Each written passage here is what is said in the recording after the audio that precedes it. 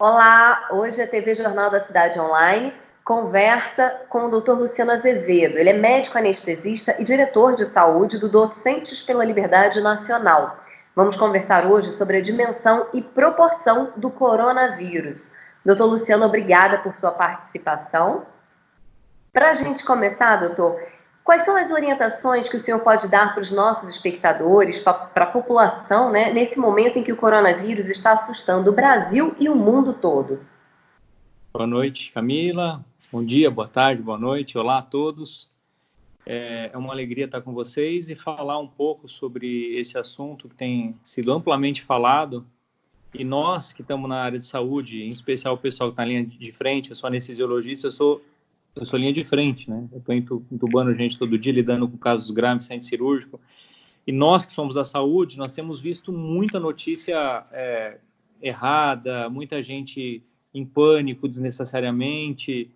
Então, eu acho que esse tipo de conversa é importante para que a gente possa se situar e trazer as pessoas para um estado de normalidade dentro de uma pandemia séria que está acontecendo. Nós estamos vivendo uma grande batalha no mundo.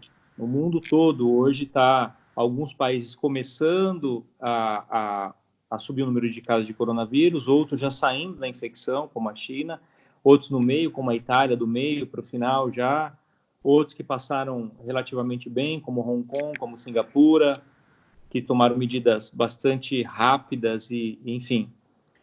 O que é importante para as pessoas nesse momento, extremamente importante, é preciso que a gente saiba otimizar, que o serviço de saúde ele precisa ser otimizado, precisa ser bem usado, da melhor forma possível. Otimizando ele, nós conseguimos atender o maior número de pessoas que realmente precisam e as pessoas não se expõem desnecessariamente a um risco de infecção. Às vezes a pessoa está com uma gripe simples, vai para um socorro, fica desesperada e chega lá e tem contato com alguém que está com coronavírus e acaba pegando a doença porque não está otimizando os recursos, os exames, que são finitos, né? Exames são finitos, tem um número máximo, não importa quanto dinheiro o sistema tenha. Enfim, então é importante que a gente tenha essas regras que têm sido norteados pela Organização Mundial de Saúde. O nosso Ministério da Saúde tem feito um trabalho maravilhoso, eles têm feito comunicados diariamente, boletins epidemiológicos diariamente, criaram um portal do coronavírus na internet, criaram um aplicativo para informar número de casos, regiões que têm casos já positivos, número de casos graves, número de pacientes em UTI, o que fazer, como fazer, enfim. E, nesse sentido, o que eu gostaria de falar para as pessoas? O coronavírus chegou, nós temos coronavírus no Brasil, o número de casos está subindo, começamos com um caso em 25 de fevereiro e hoje nós temos aí por volta de 320 casos já confirmados no Brasil. A expectativa é que a gente tenha por volta de 2.100 a 3.000 casos aí até 23 a 25 de março. Portanto, mais uma vez, quando procurar o pronto-socorro, quando procurar um atendimento médico, como nós podemos ajudar o time de saúde a otimizar os recursos, não aglomerar pessoas, não aumentar o risco de exposição à doença desnecessariamente. Quem são as pessoas que devem procurar uma unidade de saúde? Né? Seja um centro de saúde, um posto de saúde, uma unidade básica de saúde, ou um pronto-socorro mesmo. Se você está com tosse, ou só coriza, ou está sentindo coriza, um mal-estar, uma sensação de moleza no corpo, ou apenas febre, um desses sintomas, aquele sintoma gripal, quem nunca teve uma gripe? Quem não conhece alguém que teve uma gripe? Tem sintoma gripal, a gente chama de pródromo, né? Fala, eu não estou muito legal hoje, parece uma coisa estranha. Aí você vai medir a temperatura, está 37,8, que é o limite de febre, né? Nós médicos chamamos de febre a partir de 37,8. Aí você fala, 37,8, tô com uma dorzinha no corpo, um mal-estar. O que eu passo para as pessoas é, você iria num pronto-socorro se você estivesse sentindo isso? A pessoa fala, não, eu ficaria em casa, tomaria um chá de limão com alho, um chá de limão com gengibre, mel, enfim, é o que minha avó fazia, minha mãe fazia e funcionava muito bem. Tomaria um sintomático, uma dipirona, um paracetamol, para tirar minha febre, esse mal-estar. Pois é assim que nós todos devemos agir nesse momento. Se você tem um desses sintomas, não precisa procurar uma unidade de saúde. Você está com sintoma leve de gripe, se isole, fique em casa, fique tranquilo, como você faria naturalmente no caso de uma gripe. Ah, mas eu estou muito angustiado, eu estou em dúvida. O Ministério da Saúde disponibilizou o telefone 136. Lá vai ter um profissional de saúde que vai te orientar. Ligue no 136. Caso você apresente mais de um desses sintomas, ou sinta realmente falta de ar, dificuldade de respirar, mal-estar, sensação de pressão caindo, sofrimento mesmo para respirar, você começa a entrar em insuficiência respiratória, estou realmente ruim, que é o mesmo motivo que te levaria para uma unidade básica de saúde, um centro de saúde ou um pronto-socorro, no caso de uma gripe. Se você tem uma gripe e sentisse um sintoma mais intenso, como uma falta de ar intensa, aquele chiadão no peito, uma tosse que realmente, também, né? naturalmente, você iria para pronto-socorro. Então vá, procure a unidade de saúde nesse momento, porque você pode estar ou com uma gripe mais intensa, que realmente necessita de um cuidado de um médico ou de um enfermeiro treinado para isso, ou você pode estar com coronavírus positivo. Aí tem gente que fala assim, tá bom, doutor, mas e se eu estou com um sintoma leve, uma febrinha, aquela gripe que dá para eu ficar em casa, que normalmente eu tomo um chá de limão com mel, uma dipironazinha, e se esse negócio for coronavírus? E se for, o que pode acontecer comigo? Nada, fica isolado em casa, porque a esmagadora maioria dos casos, 9 em 10 pacientes, vão simplesmente sentir isso. Muitos vão ter só o que nós chamamos de pródromo, né? Um pródromozinho, aquela sensação de talvez eu gripe. E se for coronavírus positivo, como é que você vai resolver? Ficando em casa. Não vai ter problema nenhum. O teste não vai mudar o tratamento dessas pessoas, entende? Então, nós não podemos desperdiçar um recurso finito, que é o teste. Está faltando no mundo. Os Estados Unidos hoje não tem para fazer, porque a demanda é muito alta. A fábrica não consegue, as fábricas não conseguem entregar. Então, eu tenho um sintoma leve, não estou com ciência respiratória, não estou mal, não tenho nada de uma gripe comum. Eu vou usar o teste e a recomendação vai ser: fique na sua casa em isolamento. Não vai mudar em nada o seu tratamento. No caso de um sintoma realmente mais intenso, que está te levando para uma insuficiência respiratória, aquela gripe que realmente levaria para um socorro, essa pessoa vai ter benefício de fazer o teste e nós vamos usar o teste de maneira realmente eficiente. Sim. Então, não é o momento de uma pane, mas também é o momento da gente recuar, né? De todo mundo ter a consciência de ficar em casa, os shoppings, parques, cinemas fechando, né? As áreas comuns, academias, estão todas sendo fechadas, mas não é para a gente achar que está de férias, é justamente para a gente se resguardar e realmente ficar em casa. É necessário essa quarentena de todos, mesmo aqueles que estão com vírus, como aqueles que suspeitam e aqueles que não estão, de repente, né? É necessário para que não se espalhe ainda mais, certo? Perfeito. Sabe, Camila, o exemplo que eu gosto de usar, por eu ter morado tantos anos no interior da Amazônia, fui médico do Brasil, lidado com saúde indígena, é um exemplo que as pessoas compreendem muito bem, que é uma tribo de recente contato. Quem nunca ouviu falar de uma tribo de recente contato, uma tribo que estava isolada? Até nos livros de histórias falam sobre isso, né? Nós chegamos com uma gripe simples, ou uma doença simples, um rotavírus, numa tribo dessa, que estava ali isolada por séculos. Acabamos de descobrir no meio da Amazônia, existem ainda tribos isoladas. A gente entra com essa doença pode matar todos ali. É exatamente isso que está acontecendo no país. É uma doença nova, que os nossos corpos ainda não conhecem, e que realmente, como saúde pública, pode funcionar exatamente como a influenza funciona dentro de uma tribo. E o que nós fazemos naquela tribo? Como nós tratamos uma tribo de recente contato? Nós entramos com indigenistas, com o pessoal da área de saúde que sabe abordar essas pessoas que estavam em isolamento, poucas pessoas, começamos a fazer o contato por alguns anos, começamos uma cobertura vacinal, existe um período de transição de alguns anos para que essa tribo possa estar em contato com a sociedade fora da tribo. É exatamente o que está acontecendo agora. Nós somos uma tribo que chama Brasil. Está vindo um bicho diferente, que é o coronavírus, lá da China. Está entrando no Brasil, nós nunca tivemos contato com isso.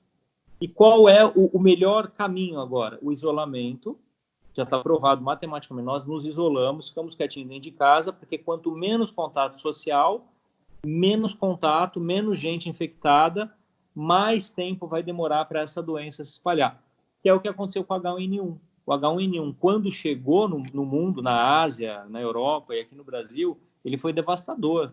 E o que está acontecendo hoje com o H1N1? Tem um monte de gente com diagnóstico de H1N1. Entende? Hoje, agora, está indo lá achando que é coronavírus, e tem algumas pessoas fazendo teste, chegando à conclusão que não era nada de coronavírus, H1N1. Só que nós já tivemos contato com a doença, nós tivemos um número de pessoas dentro da nossa sociedade, dentro do nosso país, das nossas fronteiras, bastante grande com H1N1. Nós já temos vacinas desenvolvidas, essas pessoas já estão em contato, então H1N1 cada vez mais tende a ser algo mais brando e se aproximar dos resultados do influenza, tá bem? Uma coisa extremamente importante que o nosso país está fazendo nesse momento restringindo algumas fronteiras, restringindo voos e estimulando mesmo o isolamento social. Se isole, fique na sua casa, fique com a sua família, deixa passar esse período de tempestade lá fora, fica na sua comunidade, entende? Isso se mostra extremamente eficaz. Por exemplo, país como Hong Kong, quando nós vemos a curva de crescimento da doença em Hong Kong, ou Singapura, ou Japão, é uma curva muito, muito, muito pequena perto de Itália e China.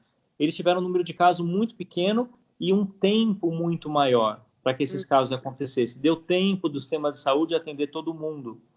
Por que isso aconteceu?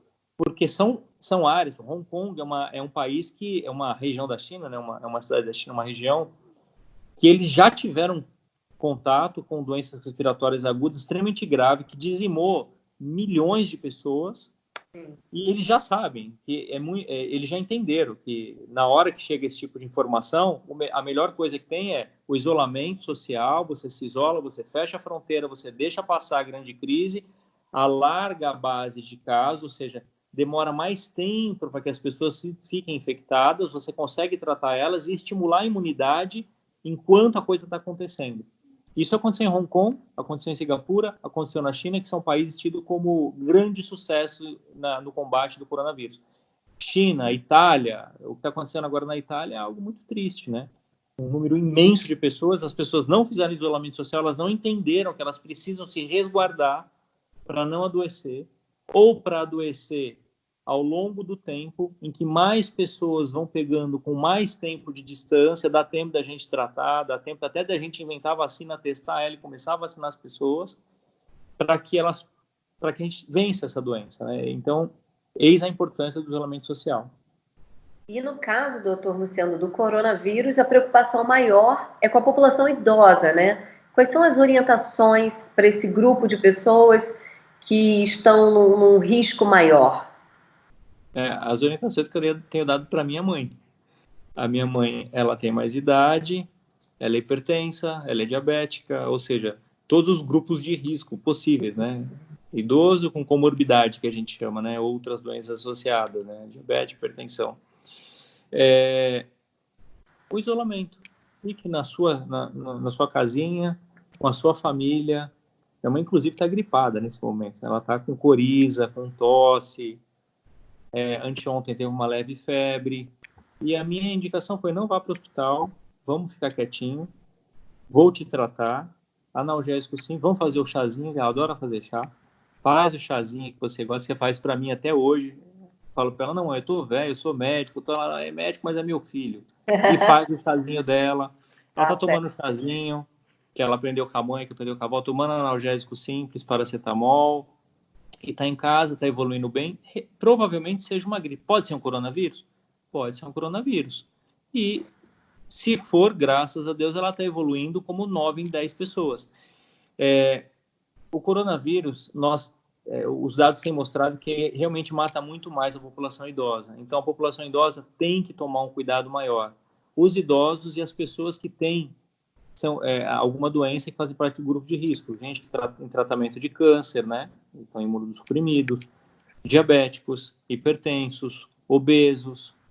Essas pessoas, elas têm que tomar um cuidado um pouco maior. ficar um pouco mais em casa. Se alguém pode ir até o supermercado, enquanto nós não determinamos que até os funcionários do supermercado precisam ficar em casa, né? Ver alguém mais novo, alguém que está em plena saúde para sair, procura não conversar com outras pessoas na rua, evita aquela vontade de dar um abraço. Nós somos brasileiros, nós amamos abraçar e beijar o vizinho, o cachorro, a gente é tudo assim. Eu sou assim também, nós somos assim, é coisa do brasileiro. Evita esse comportamento, 2 metros de distância das pessoas, enfim. Em relação aos idosos saindo de casa, mantenham-se em casa. Mantenha a casa bem limpinha, limpe a casa. Caso tenha alguém doente ou você está doente, caso alguma partícula viral caiu dentro da sua casa, mantenha a casa limpinha. Passa um pano com água sanitária no chão, passa um pano com álcool 70% na superfície, nos móveis. Em 1 minuto de exposição aos produtos de limpeza, o vírus morre. E outra dica que eu falo não só para os idosos, mas para todo mundo, deixa o sapato fora da área de circulação da casa. Na minha casa, eu coloquei um plástico no chão, um pano de chão por cima. Eu chego em casa, tiro o sapato já logo na porta, eu borrifo o desinfetante na sola do sapato, coloco sobre esse paninho, que tem um plástico embaixo, né, para não molhar o chão, ele fica ali, e entro na minha casa. Por que o desinfetante? Porque o coronavírus, em diversas superfícies, ele vive durante dias. Uhum. Então, eu passo desinfetante, eu sei que em menos de 1 minuto ele morre, e eu entro para casa. Em casa, eu lavo a mão com água e sabão. Outra complicação que as pessoas estão vendo, que elas estão em pânico, é que está acabando o álcool gel. Tem gente fazendo álcool gel das formas mais bizarras possíveis. Mistura com gel de cabelo, mistura com não sei o quê. Isso não é recomendável. O álcool gel, ele serve para quando você está na rua, não tem como lavar a mão bem lavadinha com água e sabonete. A mão bem lavadinha com água e sabonete, ela mata o bichinho. Você está na rua, não tem como, aí você usa o álcool gel. Se nós estamos entrando em isolamento dentro de casa nós temos plena condição de manter a nossa casa limpinha, o sapato lá, como eu disse, e lavar as mãos. Acabou. Não precisa de álcool gel dentro de casa. Não precisa. Álcool gel dentro de casa não faz sentido. Tem água e sabonete, lava a mão várias vezes ao dia. E é mais ou menos isso. Muitas pessoas têm me perguntado também a respeito das grávidas. As mulheres grávidas, elas têm um motivo maior para se preocupar? É possível de uma grávida que se infectar com o coronavírus passar para o bebê? Como é que funciona isso, doutor? Camila, nós estamos num país que acabamos de sair de um Zika vírus aí, né? Tragédias familiares, realmente tragédias, casos extremamente tristes. Saímos de um Zika vírus. Eu conheço o time que conduziu os protocolos mundiais de Zika vírus e foram brilhantes. Né? O nosso Ministério da Saúde, junto com esse time de especialistas que conduziram o Zika vírus, foram brilhantes. A expectativa era de termos mais de 50 mil casos, nós tivemos algo em torno de 4 mil. São 4 mil tragédias, são. E as grávidas, elas estão, a gente chama num período imediato, né, de um pânico desse. Imagina você grávida, você está gestante e vem informação de microcefalia nascendo no país. São, sei lá, 3, 4, 5, 6, 7 meses de terror. E elas têm me perguntado isso em consultório hoje. Eu faço anestesia, eu estou com elas no centro cirúrgico hoje. Algumas eu vou fazer consulta, então, por diversos outros motivos. Então, tudo em pânico. Mas em memória dos Zika vírus que acabaram de passar. Eu tenho uma notícia muito boa. Nós já, apesar de ser uma doença nova, o coronavírus é uma doença nova, porém nós já conseguimos estudar a transmissão vertical, que é mãe para o bebê. Como fazer isso? Como fizeram isso? Pegaram os bebês nascidos de cesárea, né, cesariana, colheram sangue do cordão e colheram sangue do bebê. Nas mães, sabidamente coronavírus positivos, e algumas delas com pneumonia, até um caso moderado para grave de coronavírus. Uhum. Todos os bebês foram negativos. Ou seja, nós conseguimos demonstrar que não existe transmissão vertical mãe para o bebê do coronavírus. Aí veio a outra ansiedade das mulheres. Tá bom, mas eu vou passar no leite, amamentando. Também estudamos isso e a gente já... As síndromes respiratórias não têm transmissão por aleitamento. Então, as mães não transmitem no leite, mas exige um cuidado adicional. que é lavar bem as mãos antes de amamentar, fazer a higiene das mamas, caso a mãe seja com sintoma respiratório, faz uma higiene da mama, lava bem a mão, coloca uma máscarazinha simples dessa daqui, ó, uma máscarazinha simples, coloca a máscarazinha e amamente seu bebê. Para que serve essa máscarazinha? Para que serve essa máscarazinha? Ela serve para proteger os outros das suas secreções. Entende? Ela não tem efetividade de você andar na rua com ela, que ela vai te proteger de você receber. Mas ela é ideal para quem está doente, quem está com sintoma gripal forte, quem está com coriza, está com febre, vai precisar sair, ou até mesmo dentro de isolamento, dentro de casa, até que passe sintomas, você usar essa máscara no contato social com aqueles ao seu redor, você protege eles das gotículas que saem de você. Então, a mamãe amamentando, coloca essa máscara. Sim, exatamente. É uma boa notícia essa, doutor Luciano. E realmente, a máscara as pessoas têm usado de forma muito errada, né? A gente vê por aí muita gente usando, só que na verdade não é para se proteger, mas é o que o senhor falou, é quem já está doente, com algum sintoma de gripe, não passar, né? Não proliferar ainda mais o vírus para as outras pessoas na rua, né? Exato. E esse comportamento tem causado um problema maior ainda. Hoje, nos centros cirúrgicos, dos grandes hospitais, eu trabalho em uma rede de hospital imensa, são 28 hospitais aqui no estado de São Paulo. Nós estamos com um problema, está faltando isso aqui para a gente trabalhar. Entende? Nós estamos com um problema hoje. Os profissionais de saúde que estão na linha de frente estão sem, porque as pessoas elas realmente acreditam que elas vão se proteger, quando na verdade não é isso. Estão comprando de caixas e está faltando insumo para quem está na saúde. Outro detalhe que quem não é da área de saúde não tem obrigação alguma de saber é que essa máscara ela tem um prazo de validade. Você respirando o filtro dela, ela satura com algumas horas. Tem gente que usa ela por dias, não. Em algumas horas, essa máscara já não faz mais sentido. Existe uma recomendação para os profissionais em pronto-socorro, em centro cirúrgico, nós devemos trocar de um tanto de tempo em um tanto de tempo, entende? Dependendo da situação, de 3 em 3 horas, dependendo da situação, a cada 12 horas, dependendo da situação, a cada 9 horas, depende. Aí já é uma coisa muito técnica. Mas o que eu quero dizer, a mensagem é, esse negócio, ele vence, ele não dura dias. Sim. Então, primeiro, você não vai se proteger, efetivamente, ele serve para você, doente, proteger os outros, e segundo, ele tem um prazo de validade. Não saiam comprando, assim, descabidamente isso. Está faltando para quem realmente está precisando, quem está lá cuidando da gente no dia a dia. Boa observação. Doutor Luciano, o ministro Mandetta falou na coletiva de imprensa realizada nesta quarta-feira que o vírus estava circulando na China desde setembro do ano passado. Por que eles não avisaram, então, o mundo, né? Assim teriam evitado muitas mortes. Sabemos que os regimes comunistas omitem informações, mas não cabe a eles indenizar os países mais pobres? O que o senhor pensa sobre isso? Essa é uma discussão bastante ampla, né? O Trump fez essa pergunta também e está levantando isso. Os regimes totalitários, né? Esses regimes totalitários, infelizmente, inclusive o médico na China que levantou a questão, começou a fazer os primeiros diagnósticos, começou a alertar o mundo e morreu de coronavírus, ele foi arduamente punido por ter falado isso. Então, é uma coisa muito triste.